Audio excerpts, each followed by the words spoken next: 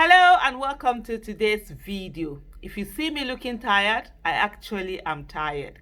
It's midnight over here and I have a flight at 7 a.m. and I need to be at the airport by 5 thereabout. So I need to leave my hotel at 4 a.m. And I'm not yet asleep and I'm actually tired, and so that's the reason why I'm doing this video at this time, because we travel, sometimes there are disruptions, and I've promised myself that daily I will do videos, I will answer questions, I will respond to issues that are happening, I will motivate people, I will ginger people on towards the 2023 election. I will talk generally about the election. I will talk specifically about Peter Obi and supporting Peter Obi and ensuring that he becomes the president of the Federal Republic of Nigeria come May 29th, 2023 by the grace of God. And one thing with me is the fact that I hold myself to higher standards than I hold other people. So when I say I'm going to do something, I put everything on the line to ensure that it's done. If I don't do it, then it's really a life or death thing that is making me not to do it. But hey, today for this video, what I'm going to do is I'm going to answer a particular question that two people have asked. It's a similar question, but they've asked it in different way. So the first person is Frank Biose. Frank, Biosah. I'm so sorry. Apologies if I didn't pronounce your name very well. I don't know what's wrong with me. Sometimes I have so much issues with pronunciation. But anyway, Frank said, could you please look into the destruction of PVCs of people from the south? And then you have Blessed or Gemma also asked the question, or for her. Oh no, it's a statement from her, but it's more or less like looking like a question. She said, Aisha, what are you going to say about these voters cards they are throwing away? So it's also a question. Sometimes I didn't see the question mark.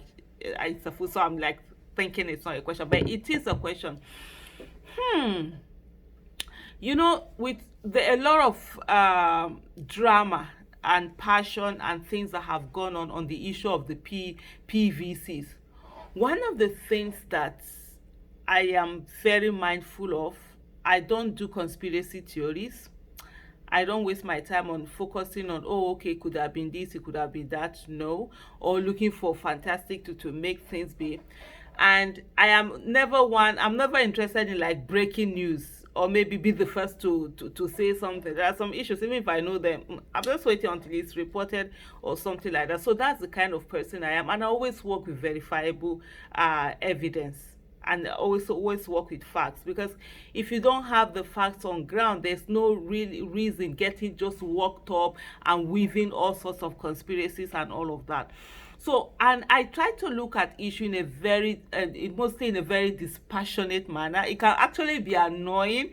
My husband sometimes like, oh, please go away, you're too objective, because I'm always like, oh, look at it from this view, look at it from all the angles that you need to look at it from. And sometimes that's the reason why I see things even before they happen. I'm like, see where we are going to, see all of this, and people don't get it, and it's later people are coming to say, oh, okay, this was what Aisha was saying.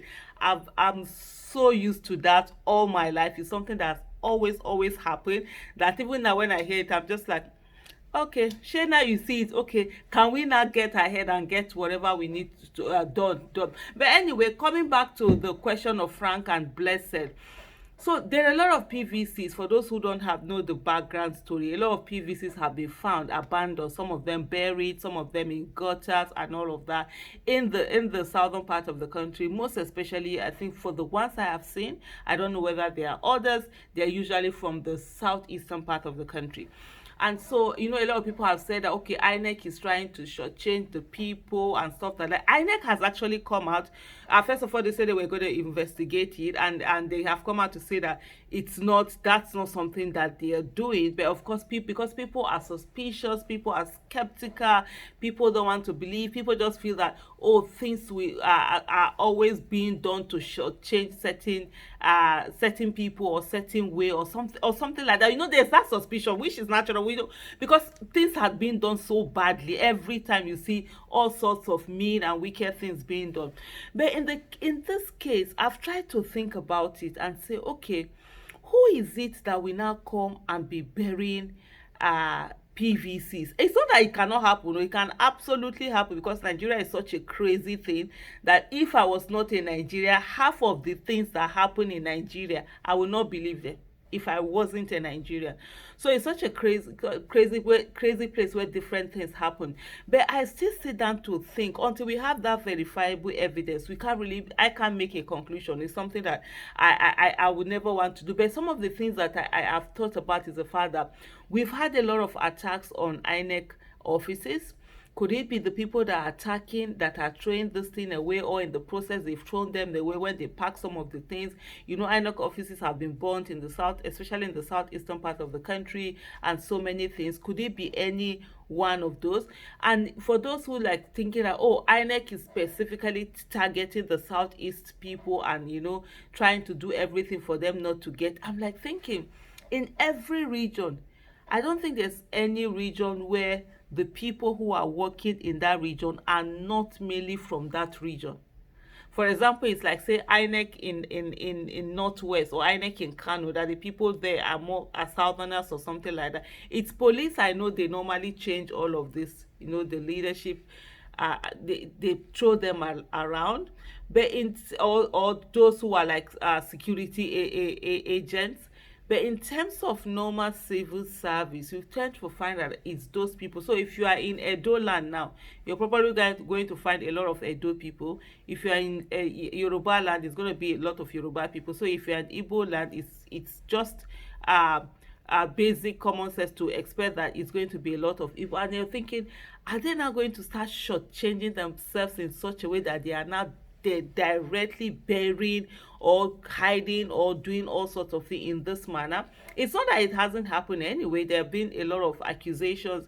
People have said that, oh, even parties, they are withholding PVCs. Anything can happen. But for me, it's just something that I need more. I need to be able to make, and that's the reason why I've never spoken on this. I've never made any comment on it. This is because these are direct questions, and I've asked people to subscribers to send in their questions. I will, as long as I see those questions, I will answer them by the grace of God. And so that's why I'm really taking on this question now. But it's something that it's not just tallying up. For me, I have this very critical mind, and if everything I'm looking at, I have to look at it and say, okay, it tidies up, or be able to look at it and say, okay, this makes sense in this way, but this one honestly is not tidying up for me. So I'm still thinking about it. I'm like, okay, what's going on? What really, I can't find what it is that I see it's going on, and I'm not automatically thinking that, oh, INEC is trying to shortchange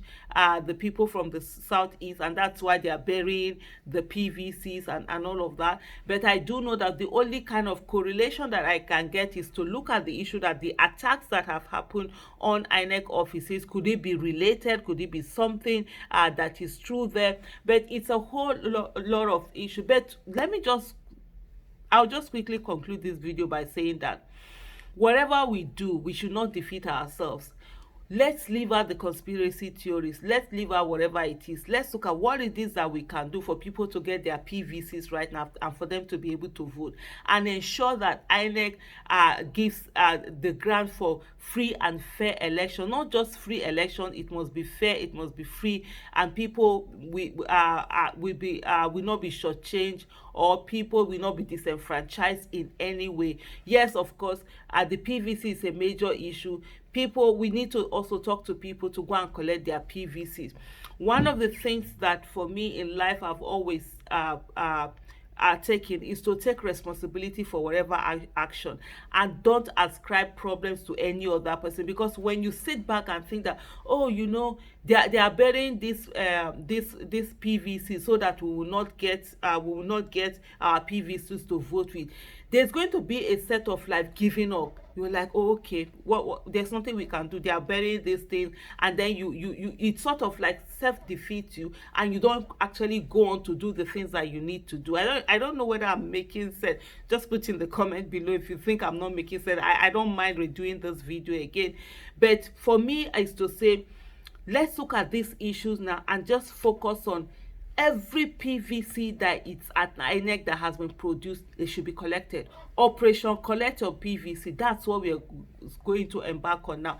Just collect your PVC. Go out there and collect it. If you've ever registered before in the last 10 years or whatever, you've not collected, go and check. Maybe you are one of those people who have PVCs out there, so that you get this PVC. Let's get people to get their PVC. And then what do we do with the PVCs? Vote for people with competence, character, and capacity, and ensure that we also hold them accountable when they get into office. So with all of this, our minds will be focused on what are the things that we need to do to ensure that indeed we get people get their PVCs, people voting the right people, and we have the right set of people getting into office. So for me, that's the thing that I will be more focused on. But as we go on, if we have more information, of course, we'll be able to react more on the situation, and if indeed INEC is complicit in trying to shortchange certain people from certain parts of this of our country not to be able to vote, then we'll hold INEC